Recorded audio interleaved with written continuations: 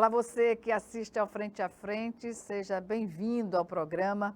Nossa conversa hoje é com a professora Arísia Barros, ela que coordena o Instituto Raízes de África aqui em Alagoas. E o nosso primeiro assunto é a segunda edição do livro da professora Arísia Barros, lançado recentemente, sob o título O Racismo é um Camaleão Poliglota, vencedor em um concurso de literatura beneficiado pela lei Aldir Blanc. Portanto, nossa conversa agora inicial é sobre essa segunda edição do livro, professora. O que vem a ser, não é, esse livro na contribuição contra o racismo que impera no Brasil, independentemente de estarmos em 2021 ou quando estávamos sob a batuta da escravidão no país. E obrigada mais uma vez por estar aqui conosco. Eu que agradeço, Gorete Lima. E assim, falar do racismo é um camaleão poliglota, nessa frase fomos nós que de certa forma, inventamos, a frase é nossa. E ela foi tão perfeita, que recebeu tantos elogios, modéstia à parte, que nós resolvemos transformá-la no título do livro. E o Racismo é um Camaleão Poliglota, ele nasce de um momento glorioso, né? A editora Ática resolve, em 2011, fazer um apanhado das histórias pretas do Brasil todo. E daí surge, desculpe, foi o telefone que tocou. E daí surge a questão por regiões. E o Racismo Camaleão Poliglota representou Alagoas nessa questão. Né? Ele foi a primeira edição foi lançada em 15 de dezembro em Brasília, na inauguração da biblioteca da Fundação Cultural Palmares. E, assim, foi um livro que teve lançamento nacional e ele tem um tema que é sempre novo ou renovado, né? Essa questão do racismo.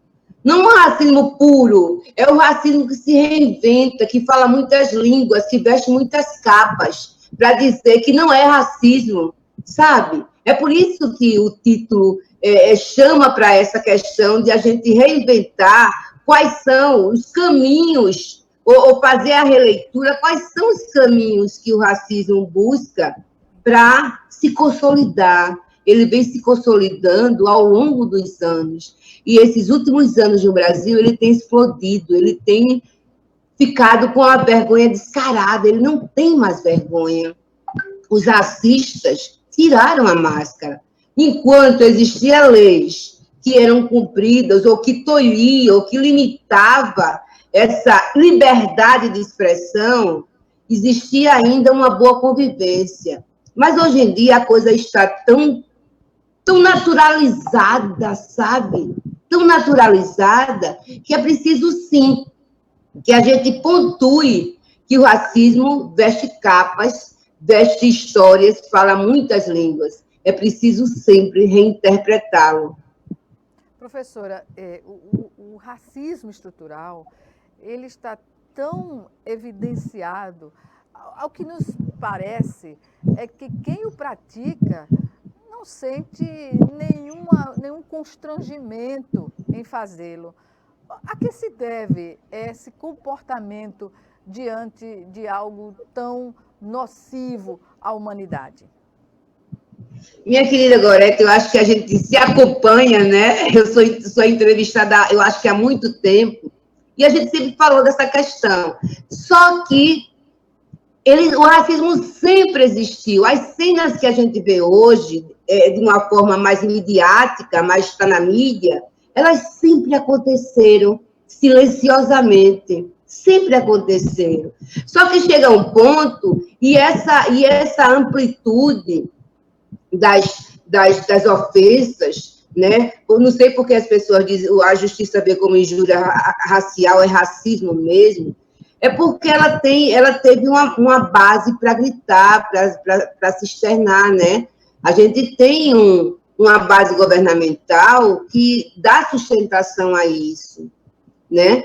A gente sempre disse, o movimento negro sempre disse que o racismo é um posicionamento político, e agora, mais do que nunca, isso está evidenciado no Brasil, né? O racismo sempre existiu, ele não é novo. Só que as pessoas perderam a vergonha do que elas faziam dentro de casa ou no grupo, né, de uma forma mais silenciosa. Elas agora externam, porque existe a base política que dá aval a essa questão, né? A base política que transformou o racismo em liberdade de expressão. Esse é o grande nosso problema. O Brasil hoje está à deriva nessa questão, né? E assim, na contramão ao mesmo de tudo que se diz mundialmente em relação a essa questão do racismo, não é, professora? Viver no Brasil hoje é, primeiro, tratar da sanidade mental, né? Você tem que tratar da sua sanidade para não enlouquecer. E também buscar todas as ferramentas, e viva o movimento negro brasileiro, né? Que em Alagoas isso ainda é muito incipiente, mas no Brasil ele funciona, que busca criar espaços ou fundamentar leis que existem para que a coisa seja coibida. Uma coisa interessante que a gente tem que fazer a leitura é que Neymar despertou, olha que legal, Neymar despertou da letargia, que não era preto, hoje ele se diz um homem preto. As pessoas dizem que é marketing. Independente do que seja, é muito importante agora o posicionamento de Neymar, porque como ele é um jogador que é amado, né, que é seguido, que é respeitado, quando ele toma um posicionamento, as pessoas passam a fazer uma nova leitura do que elas pensavam, né? Que bom que Neymar despertou. Isso é fruto da luta do movimento negro. Isso é fruto de toda uma luta de séculos. É verdade. A senhora falou e destacou quando Neymar fala. Só que o Neymar passou a vida inteira dele sem nenhum posicionamento em relação a isso, inclusive a questão do racismo, né? Porque ele é negro, mas ele também não, por exemplo, ele nunca se manifestou e ainda usa o cabelo amarelo, né? A gente verifica isso de uma forma crítica, porque faz sentido as pessoas que são públicas se posicionarem contra o racismo, porque é uma mazela que não está só relacionada à crueldade que é se contrapor à melanina, mas também tem outras questões, né? Tem a questão econômica, social, enfim, tudo isso vai reverberando de acordo com a intensidade do racismo. Gorete, realmente, a gente fomos muito críticas, nós também fomos muito críticas de Neymar, mas é importante lembrar que a gente precisa de muitas mãos, né? A luta não é fácil. Se ele agora faz a releitura, quer fazer a releitura, o espaço vai estar aberto para ele. Porque ele é um condutor, né? Ele pode ser um grande condutor de políticas. O que a gente espera agora é que a nossa grande e maravilhosa Marta faça a mesma coisa, né? Uma mulher preta, que não se posicione em hora nenhuma. E por falar nessa questão, nós estivemos numa reunião com o secretário Alexandre Aires, falando sobre essa questão da saúde da população preta em Alagoas, que ainda não é visibilizada, né? A gente ainda está no mesmo processo das doenças prevalecentes, de como a Covid, o vírus, o coronavírus, consegue. Dizem que ele para o vírus todo mundo é igual, isso é mentira, né? Ele atinge todo mundo, mas a desigualdade social faz com que a letalidade seja maior para o povo preto. É só você ver as estatísticas de Alagoas, né? É preciso pensar o racismo estrutural além das ofensas que são midiáticas. É preciso pensar o racismo estrutural como a necessidade de rever todo o processo de opressão que a ausência das políticas públicas provoca nos estados e provoca principalmente na nação. Professora, voltando ao seu livro, qual é a ambientação escolhida para fazer as narrativas? Como o livro se apresenta ao leitor? Na verdade, a gente buscou, né, trabalhar, licença, 2 minutos. Pois não. Trabalhar a questão de Alagoas. Alagoas do Grande Quilombo referencial. Alagoas que faz, que todo mundo, quando quer se referir à questão negra, fala no Quilombo dos Palmares. Mas existe a hipocrisia social que, ao longo do ano, nega isso. Sabe? É essa coisa, a gente saiu dessa coisa de falar do vitimismo, como dizem, né? Para falar, sim, que o racismo é um problema social, não é um problema de pretos. Se o racismo é um problema social, ele tem que ser resolvido dessa forma, a partir de políticas públicas, socialmente, a partir do diálogo dos poderes. Essa proposta do livro, que, apesar de ter 9 anos, continua novo. Né? Nós avançamos muito pouco, Alagoas deu uma refreada enorme na aplicabilidade das políticas públicas para a questão racial. Né? Precisamos dialogar sobre isso, precisamos discutir sobre isso. Eu tenho cobrado muito ao governo do Estado a postura em relação a isso, eu como ativista preta.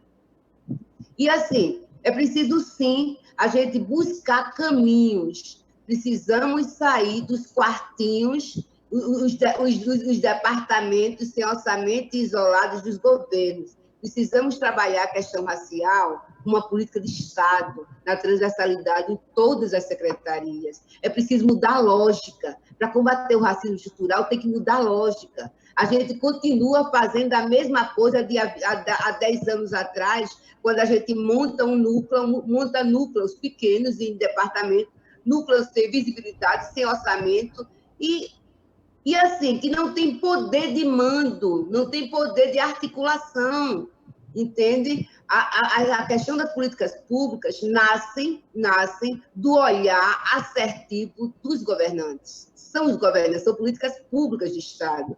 Não se pode dar o dever ou a obrigação a um único órgão, uma única secretaria de mudar o Estado. Não se pode fazer isso. As políticas têm que ser políticas de Estado transversais. Todas as secretarias têm que falar a mesma língua, todos os departamentos.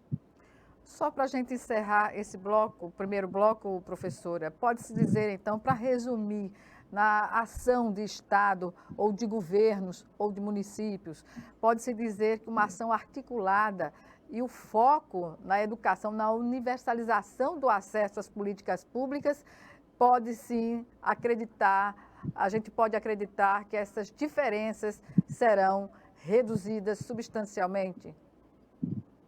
Gorete, em 2004, Alagoas foi referência nacional na questão da aplicabilidade da lei. Por que isso aconteceu? Porque tinha olhares assertivos para a questão. Mesmo sendo espaços políticos diferenciais, nós conseguimos o diálogo, transformar isso num diálogo amplo. E assim, foi até reconhecido pelo MEC. Qual a dificuldade de fazermos isso hoje? É o diálogo, sim. É o diálogo que visa trabalhar as diferenças, é o diálogo que visa chegar a um lugar comum. Sim, somos diferentes, mas precisamos de direitos iguais. É isso. Bem, vamos chamar agora o nosso primeiro intervalo e o Frente a Frente está de volta em 1 minuto. Só um pouquinho.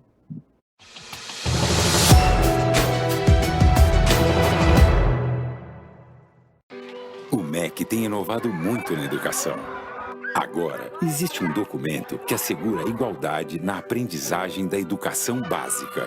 E todo aluno deve ser alfabetizado até o 2º ano do ensino fundamental. Para os maiores, tem 500 mil novas vagas de ensino em tempo integral, aulas presenciais transmitidas por videoconferência e o novo ensino médio, focado no projeto de vida do aluno.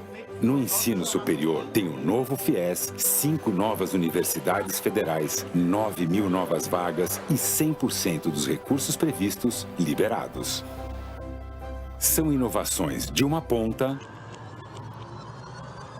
à outra. E para continuar inovando, o MEC lançou uma plataforma que reúne recursos educacionais da internet para educação básica. Professor, inscreva-se no curso online e torne-se um curador da plataforma. Ministério da Educação, Governo Federal.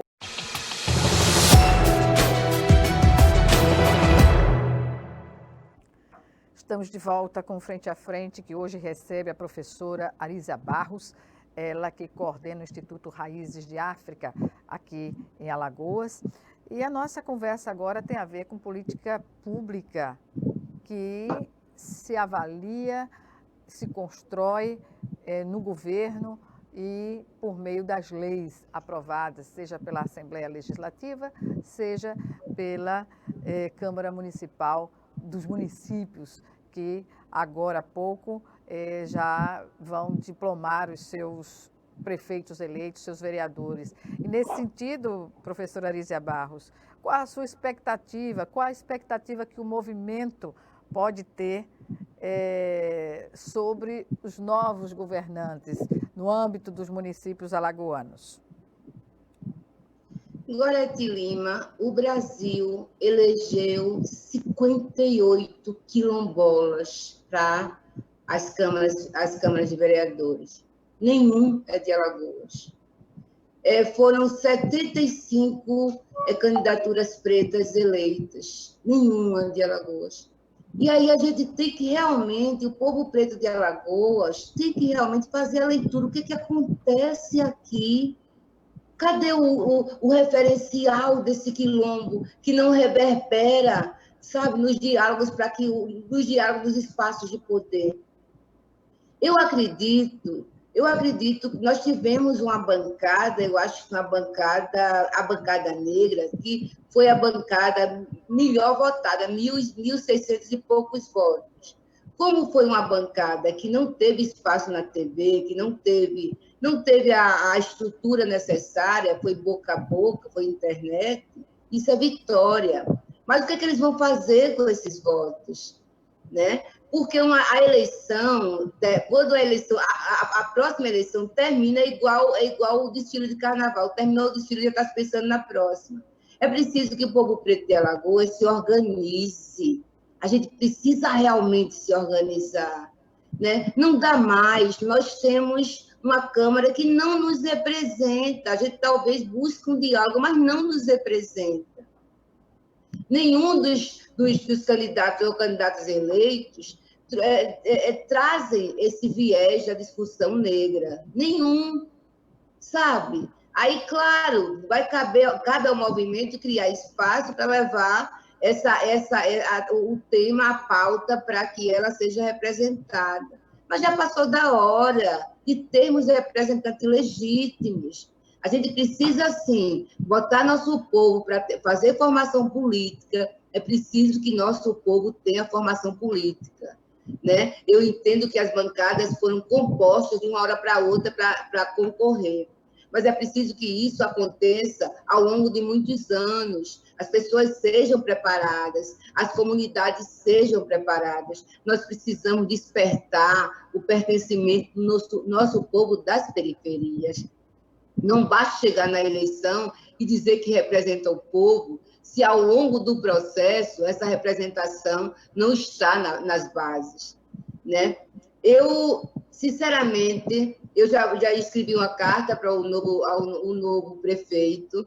Né? Eu ainda não vejo... Oi? O novo prefeito da capital. Eu não vejo... Da capital, JHC, eu ainda não vejo essa coisa da diversidade impressa, né, nos lançamentos que ele está fazendo. Eu olhei já o currículo do novo secretário de Educação do município, é um sociólogo, branco, homem, e assim, na pauta dele, no currículo dele, eu não vi nenhuma interlocução com a questão negra. Aí são aberturas, e às vezes cansa, sabe, Gorete? Cansa, cada novo que chega, a gente tem que dizer que esse é o caminho, aquele é o caminho, quando, na verdade, isso deveria ser uma coisa normal no processo dele, sabe? Mas cada governante que chega, é necessário dizer, olha, existe uma Maceió negra, você precisa olhar para ela, a gente precisa discutir as políticas públicas afirmativas que já existem. Mas isso vai ser um segundo momento, quando a equipe estiver formada, quando nada mais importar, aí talvez a questão negra seja um ponto para ser discutido. Essa questão, professora, não seria, digamos assim, mais fácil para lidar se, do ponto de vista da gestão pública, se observasse, se enxergasse um movimento representativo do povo preto, de uma forma mais, digamos assim, com mais unidade? Não faltaria unidade ao movimento negro em Alagoas? Gorete, a vacina não é uma unanimidade, mas ela é necessária. E todos os políticos já estão fazendo marketing com a vacina. Né? Seria importante que a gente tivesse um movimento que fizesse a pressão. É necessária essa pressão. Mas a questão racial no Brasil é algo gritante. A gente não precisa mais dizer a políticos, a governantes, que ela precisa ser trabalhada. Está na TV o tempo todo. Você perceba que isso implode e eclode no Brasil. Em Alagoas é silenciado. Você não vê, Gorete, nós temos... Se você for falar no Rio Grande do Sul, nós temos a representação do Paulo Paim muito forte. Se você for falar do Paraná, tem representações negras. Na Bahia, tem a Olívia Santana. Se você perguntar em Alagoas, se perguntar lá fora no Brasil, Alagoas não tem nenhuma representação negra, seja na Câmara de Vereadores, na Assembleia Legislativa, na Câmara Federal e nem no Senado. É Alagoas, entende? A gente não tem nenhuma representação política preta digamos, de renome. Nós não temos. Isso é inconcebível. Nós não temos. Ao longo desses 2 anos, você perceba, o presidente da Fundação Palmares tem buscado minimizar todo o processo da fundação.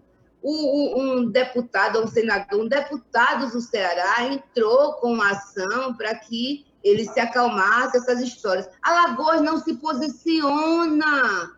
Esse não era um momento de Alagoas, os deputados representantes de Alagoas, em comum acordo com o governador e com o Senado, propor um movimento para trazer a Palmares para Alagoas, como o Renan tem falado muito sobre isso.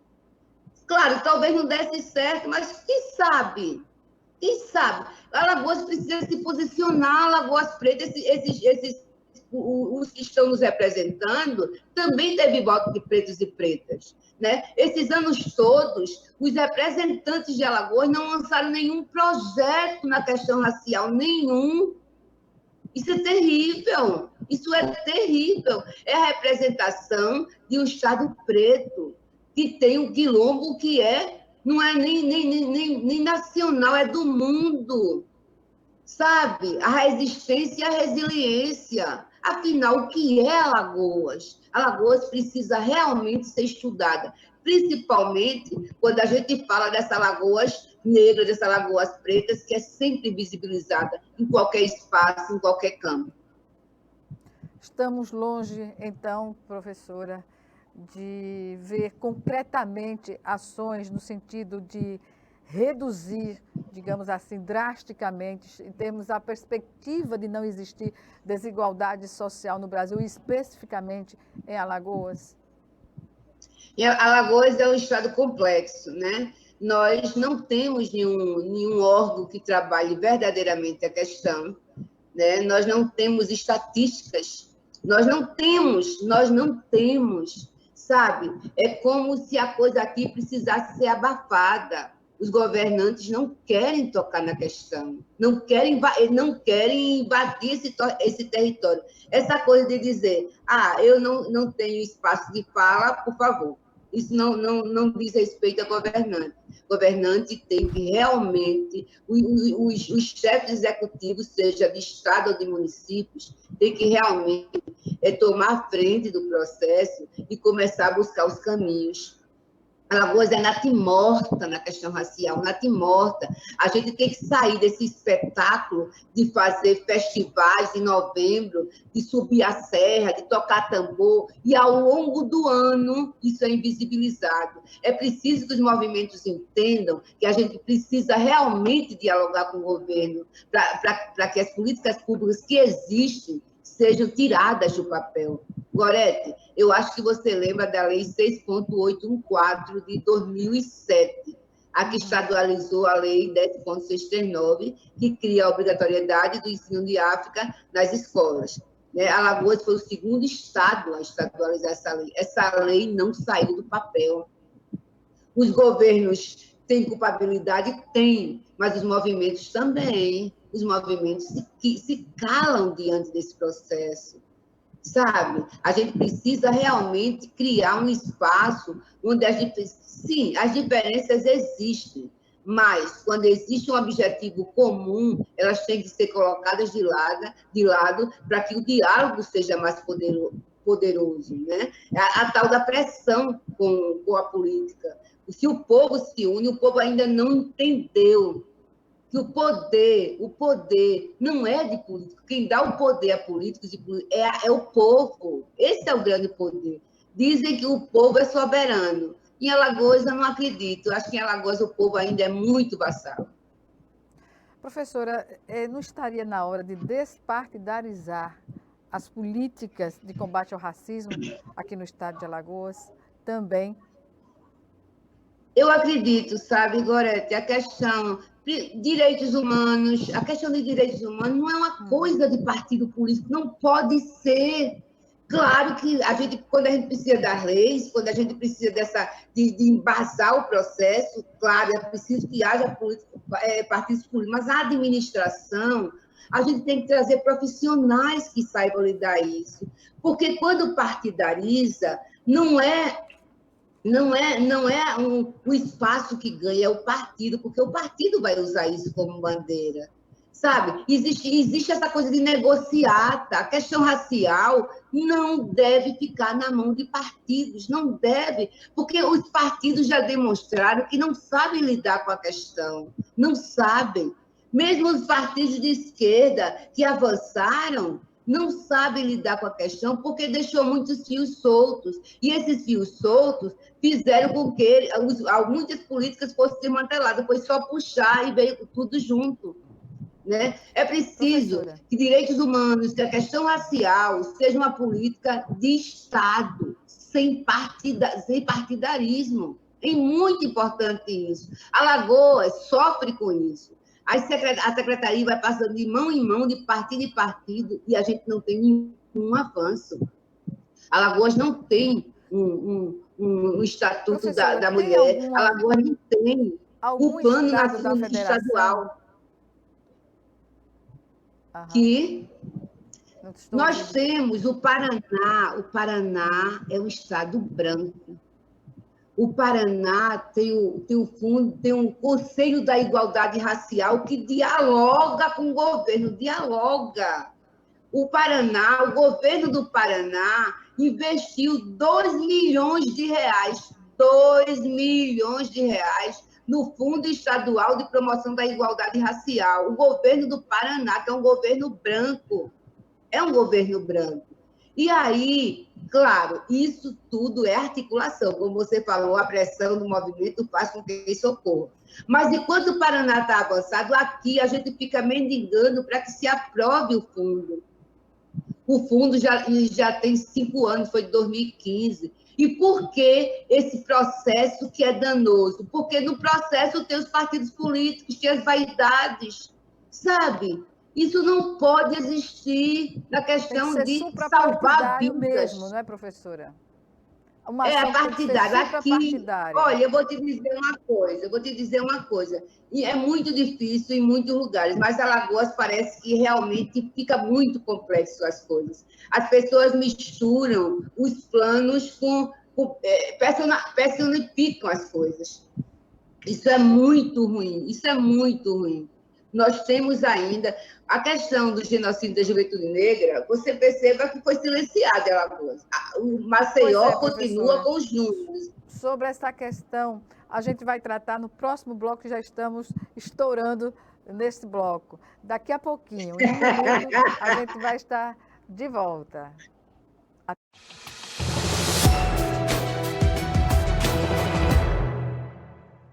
Do Doar sangue é seguro e não dói. O Hemocentro de Alagoas utiliza a mais alta tecnologia para fazer a coleta de sangue. Para doar sangue, é necessário ter mais de 18 anos, pesar mais de 50 quilos e apresentar um documento de identificação com foto. O doador não pode ter contraído doenças como a hepatite, sífilis, AIDS e doença de Chagas. Mais informações é só ligar 3315 2106. O Hemocentro de Alagoas precisa de você. Calma, Chico, vai devagar. Você anda nervoso. Nervoso por quê, amigo? Baixaria. O que você fez ontem? O que tá acontecendo? Batendo na mulher de novo. Mas eu te tomei todas, perdi a cabeça, Não tem fiquei esse nervoso. negócio, não tem esse negócio tomei todas. Aqui todo mundo toma e ninguém bate em mulher, só você. Bebida não é desculpa. Onde tem violência, perde a mulher que apanha, os filhos e você. Homem que é homem, não bate.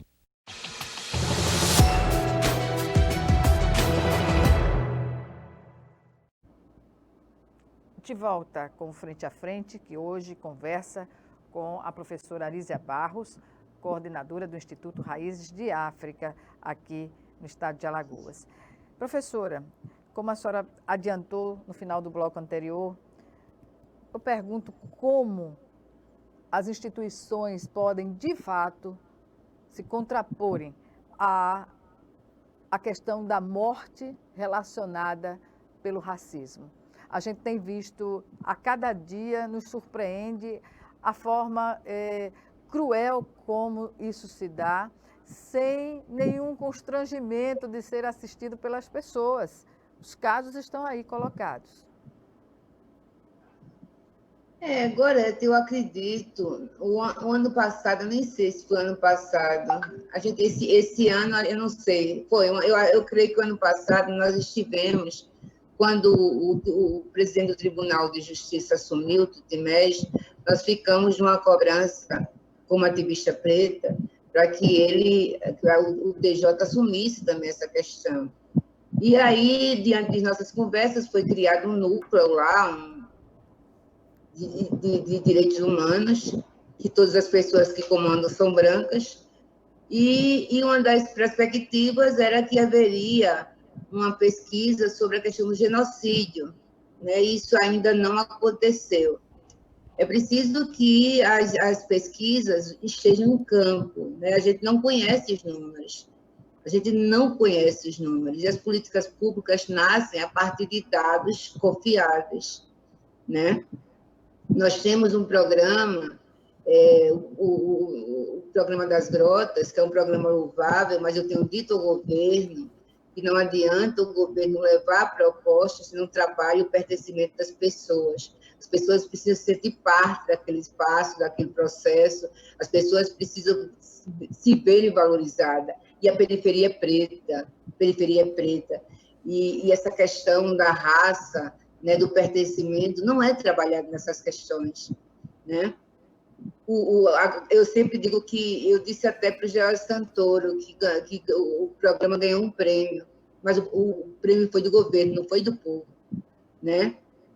Aí é preciso esse diálogo. Não se pode, nenhum governo pode levar o prato feito. É preciso que o povo possa opinar, possa dialogar, possa traçar caminhos. E a gente ainda não vê isso, Políticas públicas se faz com escutas. Você precisa escutar. Em Alagoas, nós não temos um plano estadual da mulher, não temos o plano estadual da igualdade racial, não temos planos, não temos diretrizes. Esse é o grande drama. Aí eu me pergunto, qual é a proposta dos órgãos? Ficar fazendo projetos? É preciso que a gente tenha algo amplo, sabe? Algo concreto. É como Alexandre Ari me disse, o secretário da Saúde, Arísia, eu estou tentando, ele falou de alguns programas, eu estou tentando implementar para que sejam políticas públicas, que quando eu sair, elas não morram, que quando o governo sair, elas permaneçam. É essa a proposta. Recentemente, nós fomos convidadas pelo secretário de Esporte, o Charles, para fazer uma transversalidade da questão racial com os programas que tem lá. Eu achei a ideia maravilhosa, sabe? E aqui eu quero deixar bem claro, Gorete, que eu tenho um diálogo muito bom com muitos secretários desse governo de Renan Filho, têm aberto as portas para dizer podemos fazer, é necessário fazer, vamos sentar e fazer. Eu agradeço sempre isso, né? Mas para que a gente tenha uma coisa concreta, é preciso que isso seja política uma política ampla, uma política de Estado, né? Que isso seja transversal, que isso seja uma linguagem comum entre secretários e secretários, e ainda não acontece. Professora, pode-se dizer que há uma demanda reprimida na sociedade, na periferia, de participação em projetos sociais? Há uma consciência crítica na periferia sobre o que o governo poderia fazer mais, sobre o que as prefeituras, a capital pudesse fazer mais, no sentido de desburocratizar essas ações de gestão pública? Não, eu acredito que a periferia nós temos críticos. Claro, em todo lugar nós temos pessoas que fazem essa criticidade. Mas a periferia é pobre, o Gorete Lima. E, geralmente, a pobreza cria uma dependência. E é nesse momento que os políticos entram, na vulnerabilidade, na dependência. Aí, quando eu digo que o nosso povo precisa realmente fazer formação política e formar e levar essa formação para a periferia, é para dizer a elas, para dizer à periferia, sim. Objetivamente, professora, perdão interrompê-la, mas como fazer essa formação na prática? Através de recursos públicos, como a senhora já falou anteriormente, que o Estado do Paraná é uma referência, pode-se ter como uma referência nessas questões, seria por aí? Pois é, se nós tivéssemos o Fundo da Igualdade Racial, uma parte do recurso poderia ser usado para isso, sabe? E quando eu falo que o nosso povo que está em partido político, os partidos políticos têm a obrigação de informar os seus filiados, obrigação. Agora, não sei se os filiados e filiadas sabem disso, né? E, assim, a partir dessa leitura que eles fazem, se formando em partidos, eles levam para as periferias, sabe? Eles são multiplicadores na periferia. Os filiados, principalmente os pretos, em São Paulo, eles já fazem isso. Os partidos botam a mão no bolso para formar o seu quadro. Se os partidos querem formar quadros, tem que ser além disputa política. Eles têm que formar quadros com formação política. As pessoas aprendendo até o que é um partido político. Muitos não sabem como é que funciona um partido político. Eles e elas entram candidatos hoje, não ganham, amanhã voltam para a vida normal, sem a curiosidade de saber como é que funciona a engrenagem política. Porque a política é uma engrenagem, né? E se você não começa a aprender quais são os caminhos, você se perde no processo, né? E essa formação que as pessoas têm que entender, que quando se doa uma cesta básica, um auxílio emergencial, isso não é um partido, isso não é um governante, são políticas públicas que são votadas, sabe? São votadas por representantes. São essas, o povo diz assim, a vacina de fulano, o auxílio de cicrano. É isso que a formação política permite, que as pessoas tenham um discernimento, né, do que elas recebem, não é doação humana, não é porque ele é humano, porque ele é bom, porque isso é política pública. Isso é a busca de dar a sustentabilidade social. Isso está em lei, isso é lei. As pessoas não entendem, muitas pessoas não entendem. É por isso que a gente ainda tem curral na hora de votar. Né? É preciso fazer essa releitura. E é nosso povo que tem que arregaçar as mangas e começar a formar politicamente. E quando eu digo formar politicamente as periferias, não é para eleição, é para a vida social. E também é a hora do voto. É isso. Professora, de tudo que a senhora falou até então, fica claro que o trato da questão racial em Alagoas ainda é, digamos assim, de forma exacerbada, bem incipiente. E nesse sentido, quais são, a senhora falou das alternativas da formação a partir de uma política específica que possa criar uma condição objetiva da formação à sociedade, mas enquanto isso não vem, o que resta fazer? Porque há uma dívida imensa do Estado brasileiro, não é? A população preta do país, e, no entanto, o que a gente vê está na contramão de um avanço. Qual é a perspectiva? Eu vou começar pelo governo de Maceió. Não sei se você percebeu, nós não temos Secretaria de Direitos Humanos e ninguém, a sociedade não está cobrando isso. Não está cobrando. Educação para direitos humanos não precisa. Né? Existia uma secretaria, ela foi atropelada e até hoje ninguém cobra da prefeitura essa posição. E quanto ao Estado, eu tenho proposto a Renan que, assim, ele poderia, no lugar de entregar a secretaria a partidos, ele criar uma comissão de pessoas que lidam com direitos humanos, lidam com a questão racial, para dirigir aquilo ali. Né? Não, essa questão de botar o poder na mão de uma pessoa não é bom, porque existem os olhares diferenciados, existem as questões diferenciadas na questão racial, e é preciso que a gente tenha muitas falas, muitas escutas, para buscar um caminho. Né? Alagoas, você falou, Alagoas está natimorta, nós não temos uma política da questão racial. Nós tivemos, assim, entrega de prêmios. É contraditório, foi né? isso. Terra de Zumbi, É uma referência internacional, e não ter nada, do ponto de vista da gestão pública, que esteja vinculada a essa questão racial.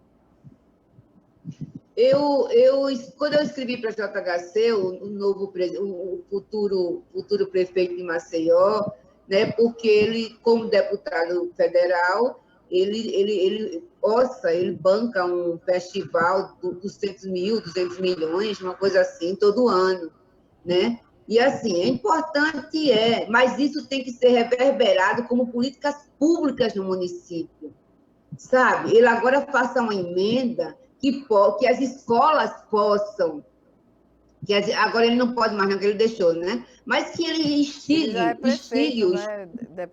Pois instigue os outros.